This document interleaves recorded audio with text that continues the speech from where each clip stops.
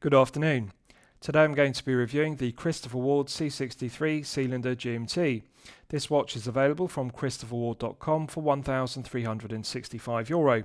So firstly, let's look at the box that the watch comes in, then I'll talk you through the specifications of the piece.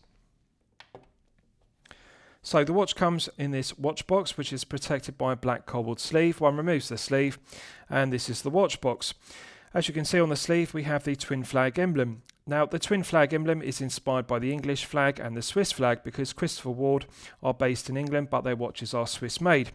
So one withdraws the bamboo drawer from the sleeve, as you can see, and good design because inside the bamboo drawer we have two magnets which are recessed, and they attract another two magnets inside the sleeve. The sleeve is fully upholstered with black velour fabric to a good standard, and the benefit of that is the snug fit drawer slides very smoothly in and out of this sleeve, and the two magnets attract each other with a nice positive attraction. So good attention to detail, good presentation, and also good choice of materials because bamboo is sustainable and therefore it's environmentally friendly, so it's very good to see that used.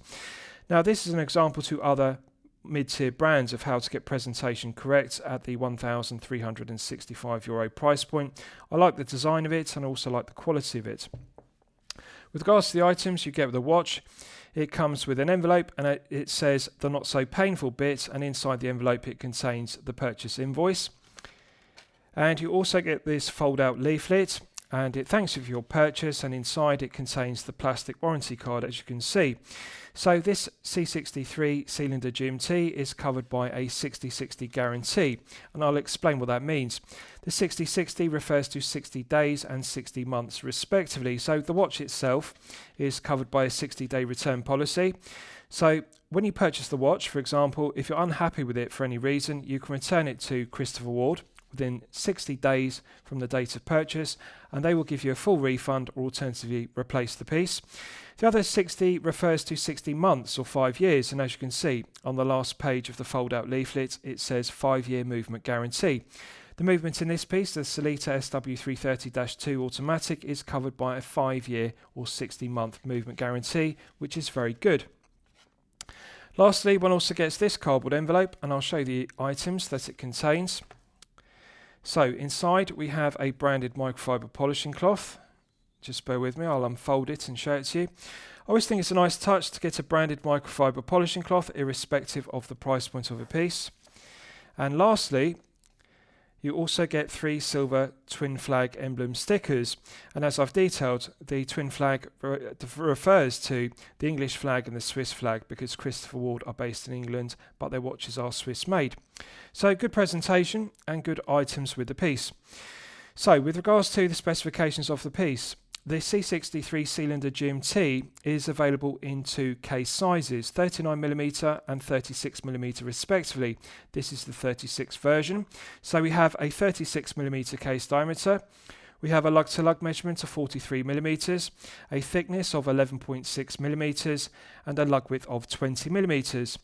The oyster style bracelet, which Christopher Ward call the Badder bracelet, tapers from 20mm at the lugs down to 16.5mm at the 2-button push micro adjustment clasp.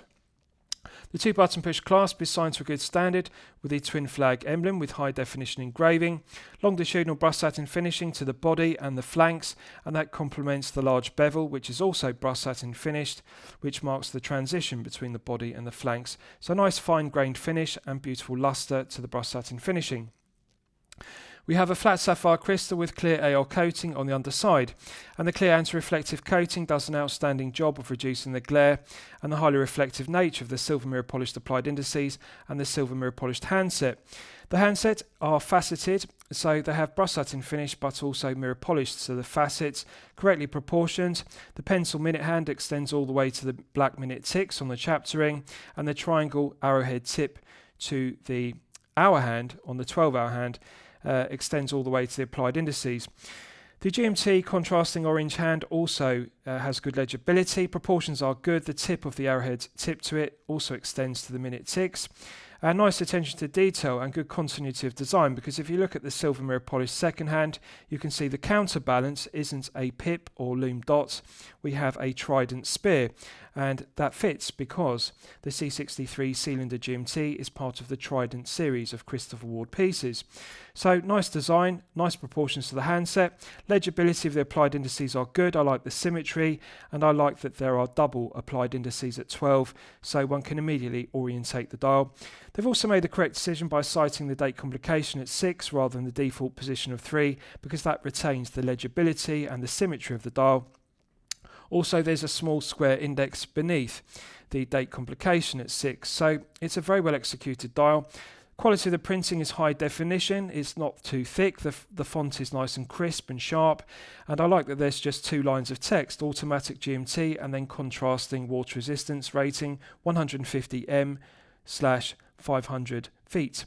So just the right amount of information. This is something that Christopher Ward deserve credit for, because often mid-tier brands have a tendency to over-brand the dial with unnecessary text and specification. For example, 4 lines of text at 6 o'clock. This just has 2 lines, just the right amount of information. Automatic GMT is relevant, and the water resistant is also relevant. So I like it, and also like Swiss made either side of the 6 o'clock index.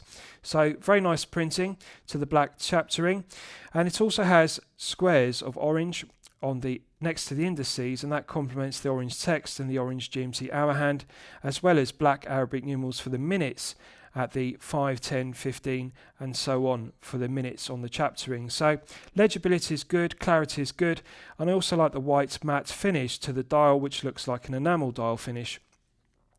With regards to the bezel, it's solid 316L grade stainless steel, brushed satin finish to a good standard, nice mirror polished chamfer to it, so no sharp edge to the top edge of it. I like that it's a flat bezel rather than being domed profile.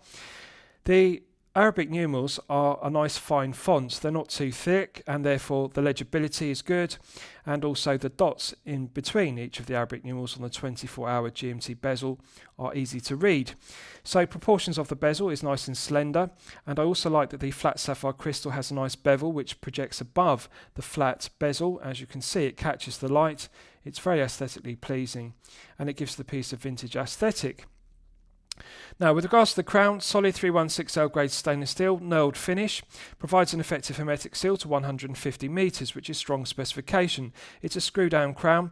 Christopher Ward have made the correct decision here because they've used a screw-down crown rather than push-pull crown. Had they used a push-pull crown, it would have had 100 metres of hermetic seal. By using a screw-down crown, it's 150, which is very strong specification for a daily wear piece with a GMT complication. So, nice chamfer to the edge of the tips of the teeth on the knurled crown. Doesn't have any sharp edges, but it's correctly proportioned. One can get good purchase with one's index finger and thumb.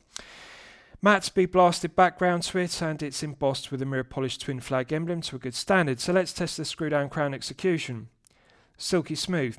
This is sublime screw-down crown execution. There's a perfect interface between the internal thread of the stainless steel crown and the external thread of the stainless steel crown tube. It provides an effective hermetic seal to 150 metres because there are 2 rubber O-ring gaskets, one inside the stainless steel crown and a second rubber O-ring gasket inside the stainless steel crown tube. So 150 metres is very good. Minimal number of turns required to fully unscrew it. So in the unscrewed position, we're now in the manual wind position, and one can manually wind the Sellita caliber SW330-2 automatic to its maximum 56-hour power reserve. Medium firm resistance to the gearing, but you can tell that the tolerances are very good because they mesh very well. It feels nice and smooth rather than being gritty to manually wind. In terms of the resistance, one can feel the tension in the mainspring gradually building up. It feels very similar to an SW200-1, which you may be familiar with. The SW300 series does feel very similar to the 200 series. The 330-2 feels very smooth to manually wind, and I like the feeling of the resistance building up to its maximum 56 hours, so it does feel pleasant to manually wind. Pulling it out to the first click position is the quick set date complication and also GMT hour hand quick set. So rotating the crown anti-clockwise, if you look closely at the date window at 6, you can see the quick set date complication clicks over with a nice positive click. Has a light clicking feeling to the indexing, rather like the SW200-1, and I like it. The alignment is correct. Both the single and the double Arabic numerals align correctly. They're not too far to the left or the right of the date window, and they're not too high or too low. The font is also nice and fine. It's not too thick, and the printing is good quality. the Arabic numerals are not blurry, the legibility is good. Now, in the date setting position, if you rotate the crown clockwise, it's also the GMT hour quick set, as you can see. So, you don't have to hack the movement to set the GMT hour hand to the bezel. You can leave the second hand running, as you can see, it's sweeping around the dial. So the 12-hour hands do not need to be disrupted. You can set the time precisely to the second for the 12 hours, but you can independently rotate the GMT hour hand in the quick setting date position, as you can see. So rotating the crown anti-clockwise advances the date, rotating it clockwise advances the GMT hour hand clockwise. Now, it's not smooth, it clicks, and each of the clicks align correctly with the Arabic numerals, or alternatively the dots in between them on the bezel, and it works very well. I like the sensation of it. It feels nice and robust, it feels reliable, and I like the clicking feeling of it. So it feels smooth all the way through the 24 hours, but each of the clicks have a nice light click to register it. So it works very well, and I like it. It's a characteristic of the SW330-2 I like. Putting it out to the second click position hacks the movement, and if you look at the second hand, you can see it's now stopped dead, so it's possible to set the time precisely to the second with the caliber SW330-2. Light resistance to the gearing, they mesh very well, and one can also cycle the GMT hour hand through the 12 hours by rotating the 12-hour hands, both clockwise and anti-clockwise, if you want to set it that way. And it feels very smooth, both clockwise and anti-clockwise. There's minimal back play. It's a characteristic of the SW330-2. There is some very slight back play. When you rotate the crown, there isn't an immediate response. You have to take up the very slight slack in the gearing to get the minute hand to respond. And that's something you just have to become accustomed to, but once you do become accustomed to it, it does feel very pleasant to set the time. Works very well, feels nice and smooth and robust. Pushing it back in, it's got a nice positive click, and that restarts the movement. The second hand begins to sweep around the dial once again with a characteristic smooth 4 Hz sweep. It's something I like about the caliber SW330-2. It has a 4 Hz sweep versus 3 Hz. 3 Hz movements have a stutter or judder to the second hand because they run at 21,600 vibrations per hour. This has a nice smooth sweep to the second hand. I also like the counterbalance with a trident spearhead because that has good continuity of the design, because the C63 Sealander GMT is part of the Christopher Ward Trident series of pieces, so I like the Trident counterbalance, nice attention to detail. So let's test screwing it back down. Instant thread pickup, there's a perfect interface between the screw down crown and the external stainless steel screw down crown tube, so works very well. Perfect quality control, builds quality and tolerances of the threading in the screw down crown internal thread and the external thread of the stainless steel crown tube. They could not improve upon this. It is sublime screw down crown execution. So let's look at the bracelets and clasp in detail. Male end links articulate smoothly, nice interference fit of the pin going through the male end link. Doesn't have additional lateral, longitudinal, side to side or up and down play, so I like the smooth articulation, but if you look at it from an aesthetic point of view, it does have a large rectangular slab of stainless steel in the centre section of the male end link. It would look more aesthetically pleasing if it had a line across it and it were a female pivoted end link. The other thing is, although this does have a compact lug-to-lug measurement of 43mm, which is clearly intended to fit collectors with a smaller wrist of 6 to 7 inches, the fit would be better. They could enhance the comfort level and the fit of the oyster style bracelet, which they call the Bader bracelet, if it had female pivoted end links, because the end link could then articulate beneath the tips of the lugs, which with the male end link it can't do. So for a small piece, which is 36mm, female pivoted end links would work better than male end links. But this is subjective. Some collectors might like it using male end links because it does look visually similar to a Rolex Explorer 2, which does have a similar design to it. Beautiful luster to the brush satin finishing, which is longitudinal. Nice fine grained finish to the brush satin finishing. No sharp edges to the top edge or the lower edge of the flanks. Let's check the other side for continuity. Again, the male end link articulates very smoothly, good interference fit, so the tolerances in the build quality and quality control are good. Doesn't feel sloppy, doesn't rattle, doesn't pull arm hair. No sharp edges to the top edge or the lower edge of the flanks, and beautiful luster to the top side, underside and flanks. Interesting choice they've made with brush satin finishing the flanks versus mirror polishing. It does give the piece a tool watch aesthetic rather than a dress piece aesthetic, and I think the brush satin finishing on the flanks does look very good. One detail I like is an update. Original versions of the Sealander, the C63, used push pins, but Christopher Ward refined this. They updated it to using double-ended screw pins, and this is better quality, better build quality, more expensive, but it does add some production costs, but they haven't significantly increased the retail price of the piece in order to maximise profit margin per piece. So good to see a mid-tier brand update from using the cost-cutting measure of push pins to screw pins, but without increasing the retail price significantly. So I like the screw pins. Let's look at the clasp. So micro adjustment clasp, nice firm resistance to the 2 button push triggers. Solid MIL 316L grade stainless steel interior, as one would expect. The right hand portion is signed with Christopher Ward with high definition engraving, which is good. No sharp edges to the top edge or the low edge of the flanks. Brush satin finish to the top side, underside and flanks, has a beautiful luster to it. Let's check the hinge pins. Left hand hinge pin articulates smoothly, doesn't kink, doesn't feel stiff, which is good. Centre hinge pin articulates smoothly, doesn't have excessive play, longitudinal, lateral, side to side or up and down play. Finally, let's check the right hand hinge pin. Again, articulates smoothly, doesn't have excessive play. This is an example to other mid-tier brands at the €1,365 price point of how to get build quality, quality control and tolerances correct. Nice tight tolerances on all 3 hinge pins, left hand, centre and right hand hinge pin. Quality of the finishing is outstanding. My favourite aspect is that this is a micro adjustment clasp. As you can see, we have one full link on the Oyster style bracelet of adjustment. Now, in the absence of half links in the Oyster style bracelet, a micro adjustment clasp is beneficial. It has a firm trigger to it. You have to really push in your thumbnail or your index fingernail into it to get it to deploy or close up. It doesn't ratchet, it feels smooth, so it slides in and out with a nice smooth action.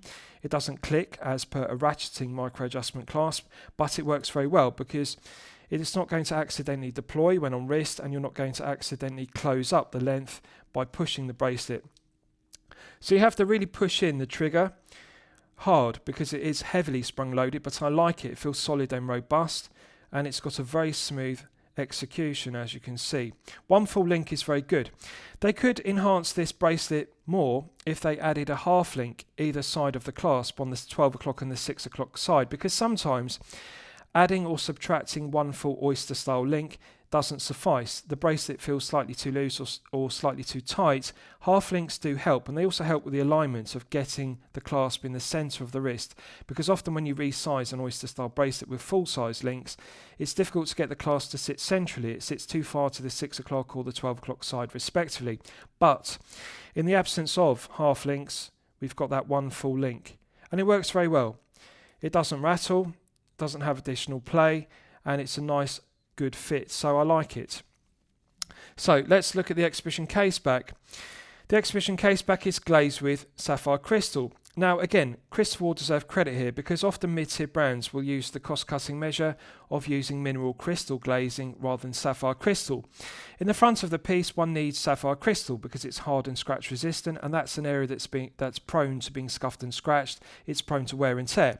But strictly speaking, one doesn't need a sapphire crystal in an exhibition case back because it's just rubbing against your wrist. It's not going to become scuffed and scratched with daily wear. But sapphire crystal is better than mineral crystal, and it's good to see they used the more expensive option. The thing I like about this screw down exhibition case back is it's very flat. This is the kind of flat profile one expects with a manual wind or a quartz powered piece, not an automatic with a rotor, but it is very low profile. Now bear in mind, it's not 50 meters or 100 meters of hermetic seal. This is 150 meters. So strong specification.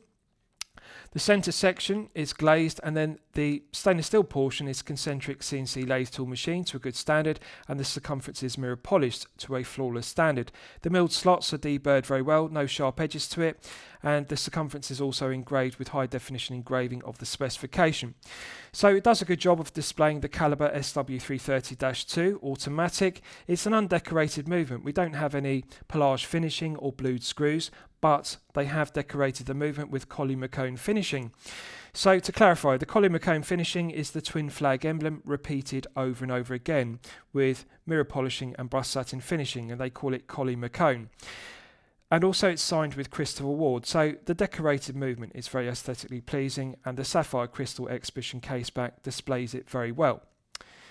So unfortunately I can't give you a wrist shot because this is a review sample piece and it's been sized by the previous reviewer with a small wrist, and as you can see there are several links removed from the Badder bracelet or oyster style bracelet, so I can't fit it across my hand and hold it on my wrist to show you how it fits. But I can tell you that with all the links in the Badder bracelet, this weighs 148 grams of heft. Anything below 150 grams is the sweet spot. I often refer to this in my previous reviews. Regardless of whether it's a 36 or a 39mm version, below 150 will be comfortable to wear for long periods of time, such as 8 to 12 hours per day. Above all else, what I like about the light catcher case is how thin this piece is. This is only 11.6. With 150 metres, I would expect this to be 13mm plus with an exhibition caseback. 11.6 is very low profile. Needless to say, this will feel very comfortable. It doesn't feel top heavy because it has the correct taper, 20 to 16.5 on the Badder bracelet. And the use of the flat sapphire crystal is also correct. They could have used the box top hat profile or double dome sapphire crystal, but that would have increased 2mm of thickness to the overall thickness, so this would have been 13 or 13.6 for example versus 11.6. So they've made the correct decision by using a flat sapphire crystal and keeping the thickness down to only 11.6. Right, so let's do a lume test and we'll see how the lume performs when it's charged up to the absolute maximum. So as always, I'm going to use my 100 UV LED torch to charge it up to the absolute peak.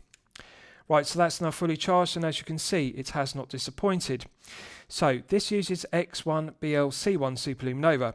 In terms of colour tone, it does look similar to BGW9 Superluminova, but it has a lighter blue tone to it than BGW9, and that's due to the X1 exciter. X1 is incredibly bright, it has a white tone to it, so adding X1 to the BL-C1 Superluminova makes it lighter blue than BGW9. X1 does glow brighter and it glows for a longer time than BGW9. It really is the ultimate Superluminova. So good mix, X1 mixed into BL-C1 Superluminova. In daylight conditions, the colour tone match is very good. The Superluminova on the applied indices and the handset matches. They both look white rather than being white and cream, for example.